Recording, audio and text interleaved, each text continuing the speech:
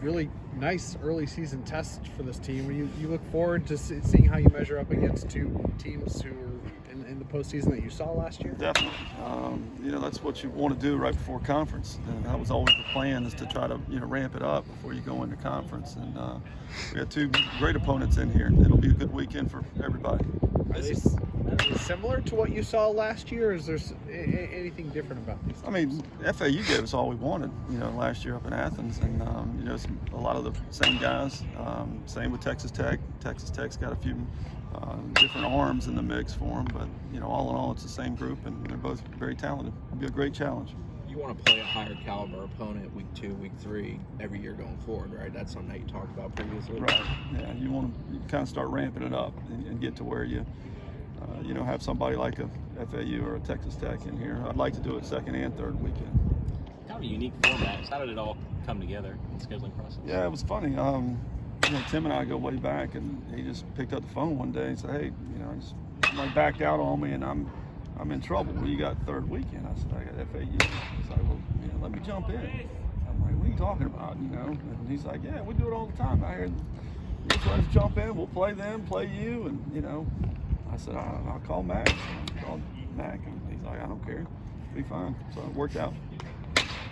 Was that kind of set up? Does it take away from the competitive sort of juices of a UNO series, or is it just another different challenge? No, it's good for you in a lot of ways. Tournament time, you're not playing the same 3-game set. The ACC tournament or regional or whatever it may be. So you might as well go in and get them exposed to it and being prepared. It's twice as much work on us coaches trying to prepare for two teams, but it is what it is. 2 weeks in now, where would you like to see your team make a significant leap as you head into this last series before ACC? Yeah, defense. We got to play better defense, obviously, and hopefully a little bit more ramped up competition, a little more focus. May help. I'm hoping that it does. Texas Tech gets a lot of the attention. I mean, how impressed are you by what FAU has built down there and done it consistently? They can flat out play. Mac and those guys do a great job. There's a bunch of good players down there, and they try to keep those local guys right there in their own backyard, and they do a really good job, and they can beat anybody in the country.